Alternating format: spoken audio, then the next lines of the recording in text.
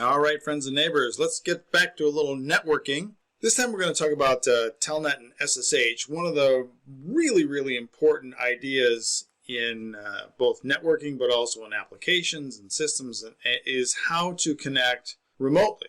And of course, what we really want is how to connect remotely but securely. So that's what we're going to talk a little bit about today. How do we access machines remotely? Now, this could be about virtual machines.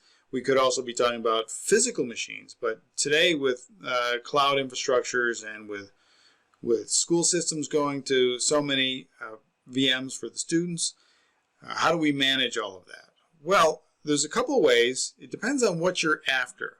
If I want access to a desktop or a set of applications, I would very commonly do something like RDP or VNC.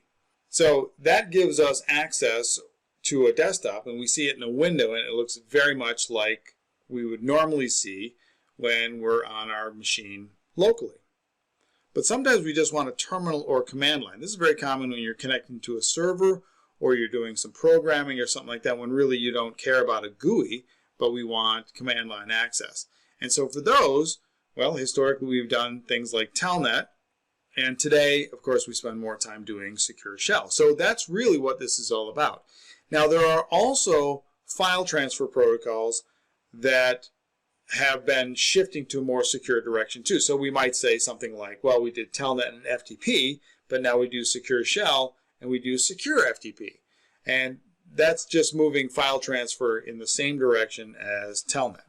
All of these protocols run over TCP or over UDP, but a lot of times we'll deploy, or we'll have as part of their deployment, additional protocols on top of that. So let's start with Telnet, right?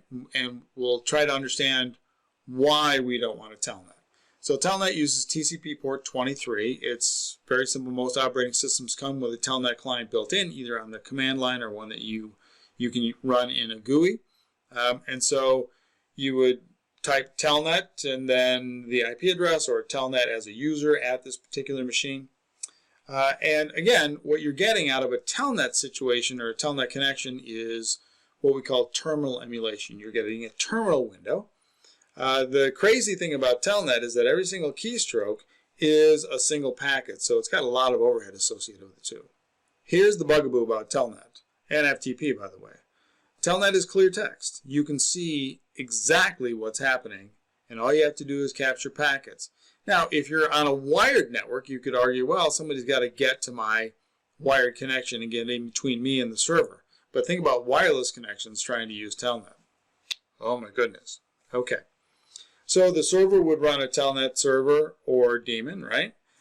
And then the client would connect to that via something like PuTTY or just like a command line. I've thrown some config options up here. These are how I would configure a base Telnet connection, right? And the basic idea is that you create a username and password. For us in this case, I want you to take note of the username Bruce, and there's a password O'Reilly sitting there.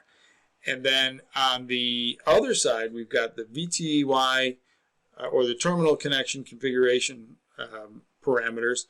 And we can see that the transport input is Telnet in this case, and I'm not allowing anything else. So here's the problem, right? So we can see that we're telnetting. We can see that we're using port 23. But in the top packet, what we can see is the very first letter of the username. And if you collected those packets, you would know exactly who is connecting.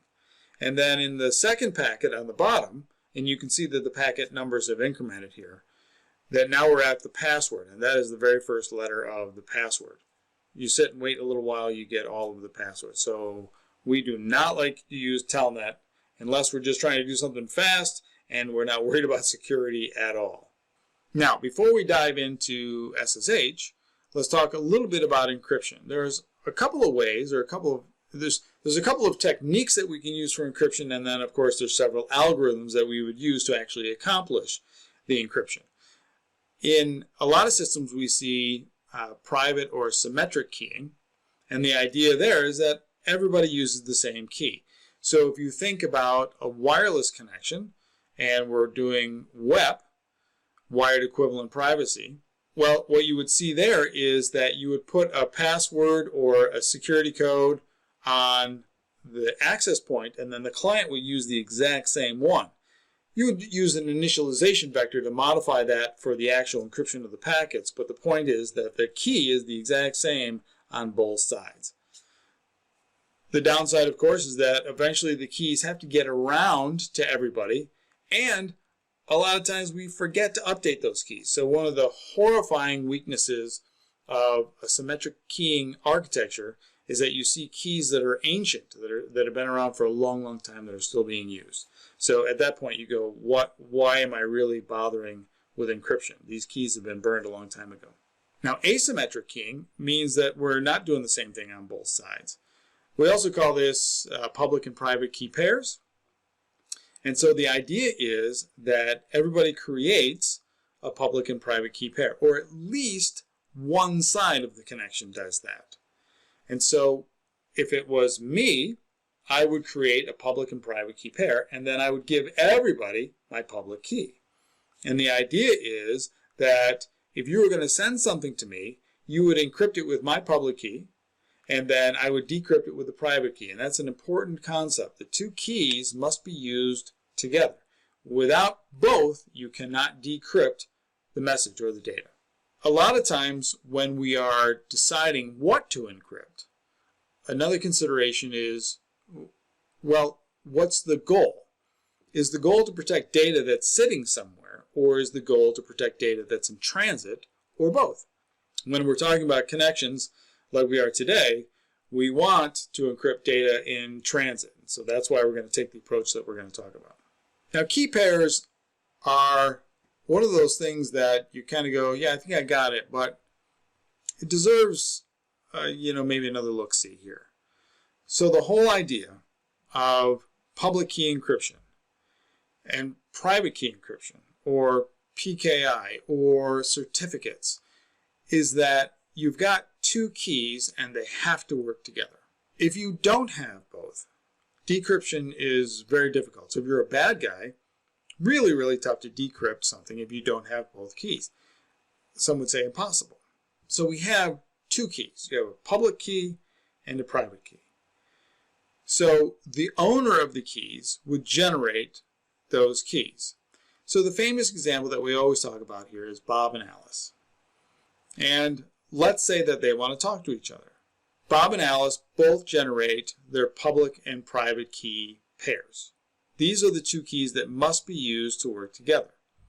Now, Bob would give Alice his public key, and Alice would give Bob her public key. That's really, really important. So each one of them has their own private keys that they don't give to anybody. If you wanted to encrypt from one side to the other, there's a couple of ways to do it. One is better than the other one. If Alice wanted to send something to Bob, Bob has given Alice his public key. And so Alice could encrypt with Bob's public key and then send it to Bob. And then Bob would decrypt with his private key.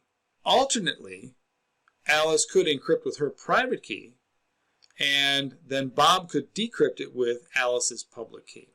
The problem, of course, is that if Alice has given her public key to anybody else, whoever got the message that had that public key could also decrypt it. So that's usually not the way that we want to go.